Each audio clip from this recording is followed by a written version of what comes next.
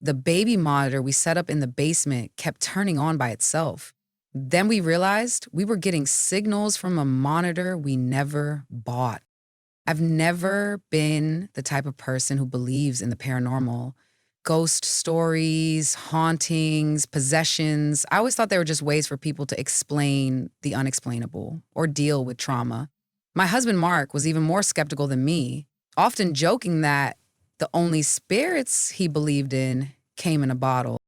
But what happened in our house last winter changed everything we thought we knew about reality. We bought the old Victorian in September. It was a fixer-upper, built in 1887 according to the property records, and while it needed work, the price was unbeatable. 3 bedrooms, 2 bathrooms, a spacious kitchen, and a finished basement, all for less than what smaller, newer homes were going for in our area. The basement was going to be Mark's office since he worked remotely, and I was pregnant with our first child. We wanted to get settled before the baby arrived in February. The previous owners, an elderly couple, had moved to Florida to be closer to their grandchildren. The house had been in their family for generations, and they seemed almost reluctant to sell it. Despite their excitement about relocating, looking back, I should have paid more attention to the way the wife hesitated when I asked if they'd had any issues with the house. "Nothing major," she'd said. "Just the usual quirks of an old house. You'll get used to the sounds it makes." We moved in and immediately started renovations. New paint, updated fixtures, refinished hardwood floors. Everything was going smoothly until Mark started working from the basement office in late October. The first incident was small. Mark came upstairs for lunch one day, looking slightly confused. "Did you come downstairs earlier?" he asked. I shook my head. "No, I've been painting the nursery all morning." "That's weird," he said. I could have sworn I heard footsteps behind me, clear as day, like someone was walking across the basement floor. We brushed it off. Old houses settle, floorboards creak, pipes make noises. It was nothing. A week later, Mark mentioned hearing whispering while he was on a conference call. He'd muted himself to answer me, he thought, only to realize I wasn't home. I'd gone to a doctor's appointment. And we found logical explanations. Maybe it was feedback from his headphones or the neighbors' voices carrying through a window. We were rational people after all. As my pregnancy progressed, we set up the nursery with all the essentials, including a baby monitor system that had both audio and video capabilities.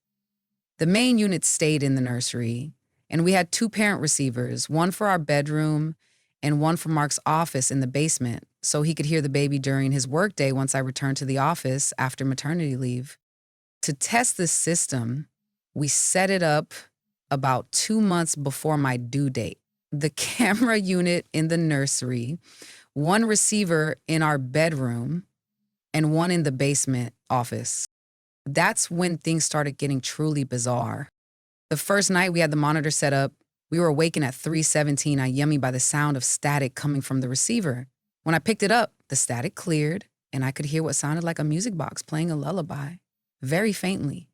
The monitor screen showed the empty nursery, the crib with no baby yet, the mobile above it perfectly still.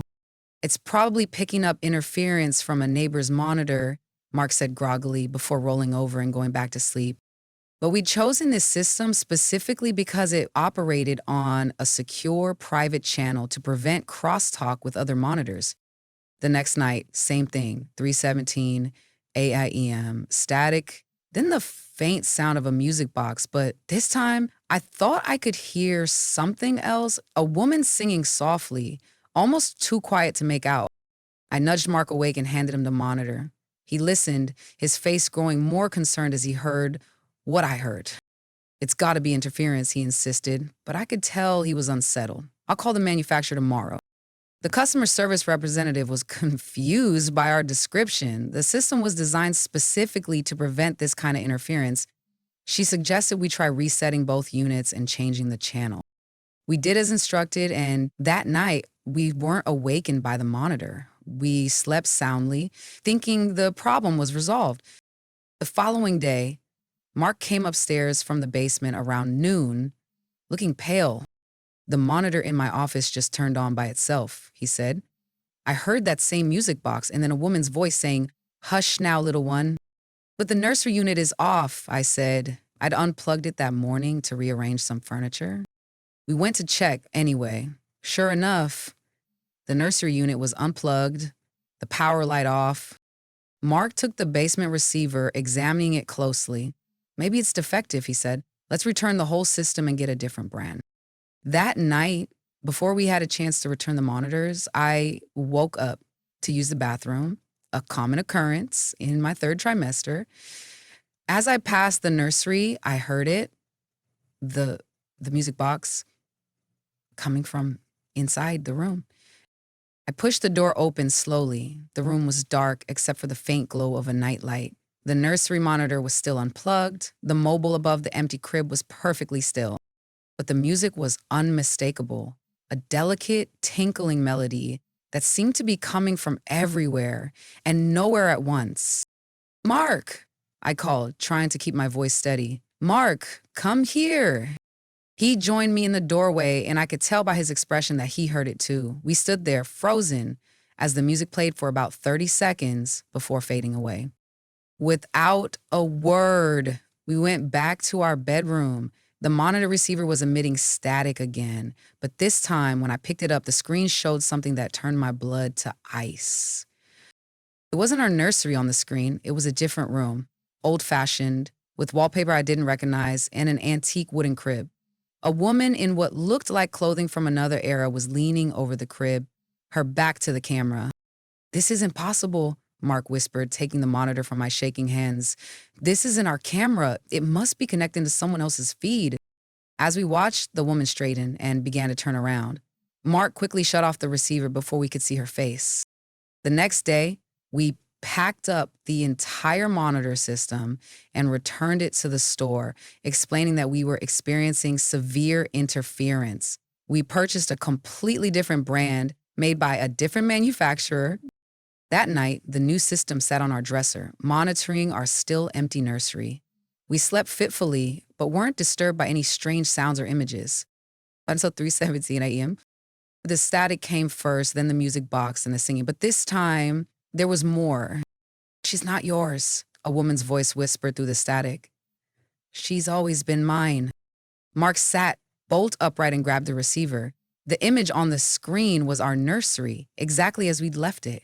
But as we watched, the closet door, which I distinctly remembered closing before bed, slowly began to open. Mark threw the receiver down and ran to the nursery, with me following as quickly as my pregnant state would allow. He flung open the door and flipped on the light. The closet door was closed. The room was exactly as we'd left it. The monitor camera set on the shelf where we'd placed it, its red light indicating it was working normally. "I'm calling a priest or something tomorrow," Mark said as we returned to our bedroom. "This is beyond technical issues." But before we could do that, we discovered something that made everything even more terrifying.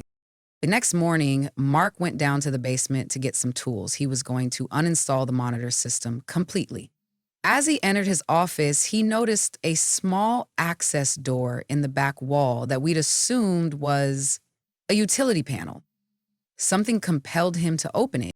Behind the panel was a small space, no bigger than a closet, and on the floor were the remains of what looked like an antique nursery monitor, the kind that was just audio, no video. It was ancient, from perhaps the 1960s, covered in dust. Beside it lay a small silver music box, tarnished with age. With shaking hands, Mark brought them upstairs to show me. When he wound the music box, it played the exact melody we'd been hearing through our monitors. That was enough for us. We called a local historian who specialized in our town's history, and she came over that afternoon. After examining the items and checking her records, she told us a story that made my skin crawl. In 1963, a family had lived in our house, a couple with a newborn daughter. The mother had suffered from severe postpartum psychosis and was convinced someone was trying to steal her baby. She'd installed an early model baby monitor, one of the first on the market, and would listen to it obsessively. One night, she heard what she thought was an intruder in the baby's room through the monitor. In her delusional state, she rushed upstairs with a kitchen knife to protect her child. Her husband heard the commotion and ran after her. What happened next wasn't entirely clear from the records, but both the husband and the baby died that night. The woman was institutionalized, where she died years later, still insisting that someone had been trying to take her baby. The time of death listed on the police report was 3:17 a.m. After learning this, we didn't spend another night in that house. I stayed with my parents while Mark arranged for emergency hotel accommodations. We put the house on the market immediately, disclosing the history we'd uncovered. It took months to sell, and we took a financial loss, but we didn't care.